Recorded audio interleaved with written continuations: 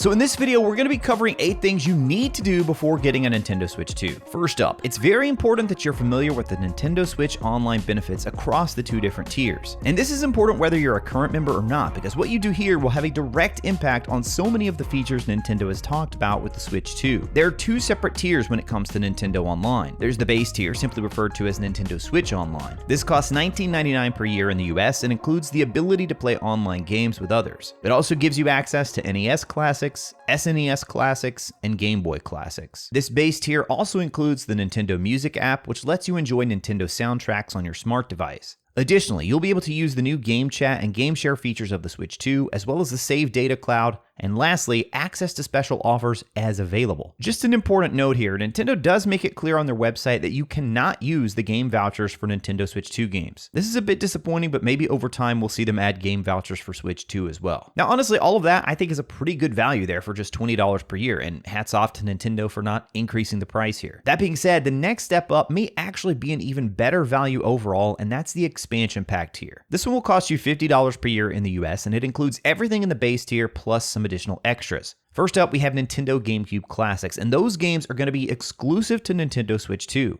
So even if you're an expansion pack member already, GameCube games won't be added at all for the original Nintendo Switch. You'll definitely need the new Switch 2 hardware and the expansion pack to play those GameCube games. That's not all though, you also get access to N64 Classics, Game Boy Advance Classics, and Sega Genesis Classics. The expansion pack also includes the Mario Kart 8 Deluxe Booster Course Pass, the Animal Crossing New Horizons Happy Home Paradise, and the Splatoon 2 Octo expansion. And then the reason I think that this $50 tier may be an even better value is because it will also include Switch 2 upgrade packs for both Breath of the Wild and Tears of the Kingdom. We'll talk more about those upgrade packs in a second, but if you were going to buy those outright on their own, they would each cost you $10. So if you're someone who already owns those games and you were planning to pick up those upgrade packs, this is definitely something that you'll want to consider and factor into your plans. Also, make sure you look at the fine print here on Nintendo's site because it does make it clear that a quote active membership is required. So this means if you ever decide to cancel your Nintendo Online membership or even step down to the base tier, you would lose access to those expansion packs. So just know, yes, it's saving you money in the short term, but really only if you plan on continuing to be a Nintendo Switch Online member. Otherwise, you might want to purchase those upgrade packs outright. Now, speaking of these upgrade packs for Switch 1 games, after you've made your decision about Nintendo Switch Online, you should really get familiar with the Nintendo Switch 2 Edition games and their pricing. These games are re-releases of Switch 1 games with special upgrades and even new content in some cases for the Switch 2 Edition. They're actually getting both full retail releases with new Switch 2 packaging as well as digital releases. One important note here is that Nintendo has confirmed both the game and all of the upgraded content will be included on the cartridge for those physical releases. If you already own any of the Switch 1 games though, you'll be able to purchase an upgrade pack instead of buying the new game for full price. And that's what we were just talking about with both Breath of the Wild and Tears of the Kingdom. You can see all of the other games here on this page, and the tricky part is really that the pricing is going to vary by game as well as what's actually being upgraded. Then you also have the digital versus physical considerations here to think about. For example, let's say you own a physical copy of Breath of the Wild and want to purchase the upgrade pack for $10. You'll always need that physical cartridge to play the game, of course, but the actual upgrade pack content, that will need to be downloaded to the system. So if you're someone really concerned about preservation and having all of the content on a single physical cartridge,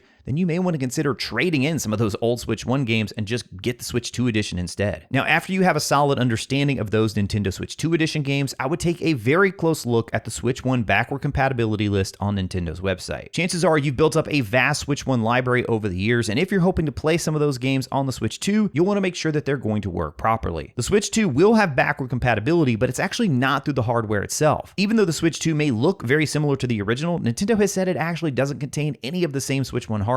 So that's why Nintendo had to get creative here, and from what I've read, it's kind of a hybrid between hardware-based compatibility combined with software emulation that actually converts Switch 1 game data to run in real time on the Switch 2. From what we've seen so far, the vast majority of games should work with no issue, but there are still things to be sorted out with some games. Nintendo actually has a couple different links on their website for games that do have compatibility issues. I'm not going to speak too much about specific games here in this video because Nintendo is actively updating these lists. Even as I was researching and preparing for this video right now, I noticed that there were some changes being made here. So regardless of when you're watching this, I would definitely recommend going directly to the official site, which I'll be sure to link down in the description below this video. The next thing I would make sure to do is figure out your storage needs for Nintendo Switch 2 and if you need to buy any expanded storage. You can take a look at your current Switch and think about the games that you want to bring over to get a baseline idea. Then you can also go on Nintendo's website, and if you select the digital version of a Switch 2 game, you can scroll down to the section called About This Item. There, you'll be able to see the game file size. If you don't see a file size listed here, you'll have to scroll back to the top and make sure you have the digital version selected because it actually won't show you any file sizes for physical game cartridges. And the reason for that is because if you have physical Nintendo Switch games, they run directly off the cartridge. Now, that's going to be the same story in some cases on the Switch 2. In the case of all Nintendo first-party games, that will absolutely be true. However, you also have to consider the game key cards here. For any release where it is a game key card, even though you are buying a physical cartridge, it will still need to download and take up space on your system. Now, this is another list that I would definitely recommend you check. I'll put a link here in the description as well. A note about this one is that it will actually be a link to Nintendo Life's website, because from what I've seen, there aren't any official Nintendo sites that are going to list all the games that are game key cards. So, taking all that into consideration, if you're someone who buys mostly physical games and most of those games are not game key cards,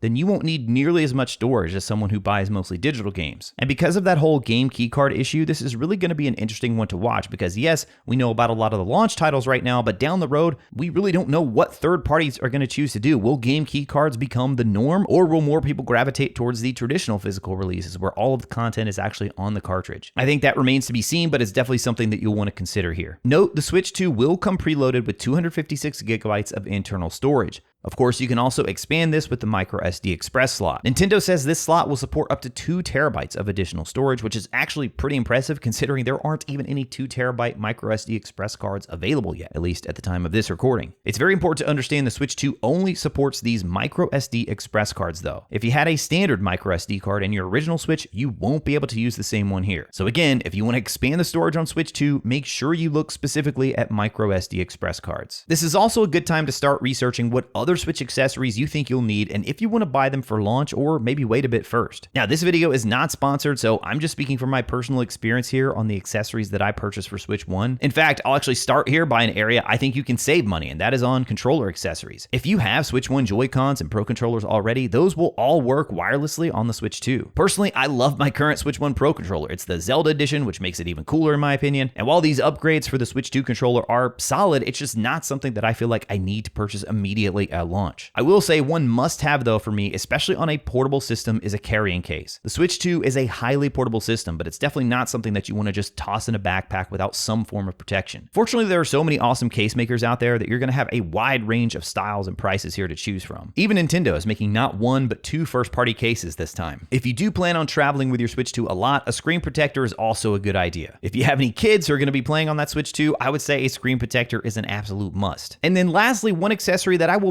most likely be purchasing, but I'm kind of on the fence on right now, and that is a grip with handles for my Switch 2. Personally, I find the original Switch very uncomfortable to play in its standard handheld mode. So I actually have a Satisfy grip that I use for that whenever I'm playing on the go. The only reason I'm waiting this time is because the Switch 2 is bigger and the Joy-Cons are actually bigger. So I'm hoping that that will actually help increase the grip a bit. But at the same time, those Joy-Cons on the side, they just don't have the traditional handles like most controllers do. So in the end, I do expect I'll eventually be purchasing a Satisfy grip. In fact, I might just go ahead and pre-order it, and if the ergonomics of the Switch 2 end up surprising me, then I'll be able to send it back for a refund. Once you have your accessories taken care of, it's time to decide what to do with your original Nintendo Switch. Maybe you want to pass it on to a friend or family member. Of course, you could always sell or trade in the system as well. It's certainly a great way to offset some of the cost of the new system. And hey, if you're happy with the backward compatibility features of the Switch 2 and don't have anyone else in your house who could use the old system, this is a really solid option. There are almost always solid trade-in deals, especially around the launch of a new system. I would actually start with GameStop or your local game stores. After that, I've seen Best Buy have some okay trade-in deals from time to time. Amazon and Target do have trade-in options as well, but from my personal experience, those are usually much lower offers. Of course, you could always look to sell on eBay or even locally through something like Facebook Marketplace. Now, regardless of whether you're selling the old system, you will need to prepare for a system transfer if you want to move over anything from the old Switch. In fact, if you update the software on your current Nintendo Switch, you can even get a head start on this now thanks to the new system transfer tool. You'll find this in your settings, and this feature lets you transfer any digital games you've purchased on Nintendo Switch, along with save data and other settings, straight over to the new system. You can also transfer parental controls and other settings as is, so you can enjoy your existing content without having to adjust any of those settings. An active internet connection and at least one user profile with a linked Nintendo account are required. One really nice feature of this transfer tool is that you can use it even if you're planning to sell your Switch 1 before the new system arrives. If you don't have both systems in hand at the same time, you can choose the option to upload your data to a dedicated server and then download it when you have the Switch 2 in hand. There's one big difference though using this method, and that's that it will immediately reset your old Nintendo Switch to its factory settings. So once you upload your data from the Switch 1, it is immediately immediately going to go ahead and wipe that system so it's ready for resale. So make sure you don't start this process until you're absolutely ready to move on from the old system. Also, Nintendo will only save your data for up to 1 year, and that seems more than enough time to me, but hey, I don't know if you end up changing your mind and want to hold off on getting a Switch 2, but you still sell the old system, just remember that you only have 1 year to transfer that old data over. Now, earlier we talked about some Switch 1 games that may have compatibility issues on the Switch 2.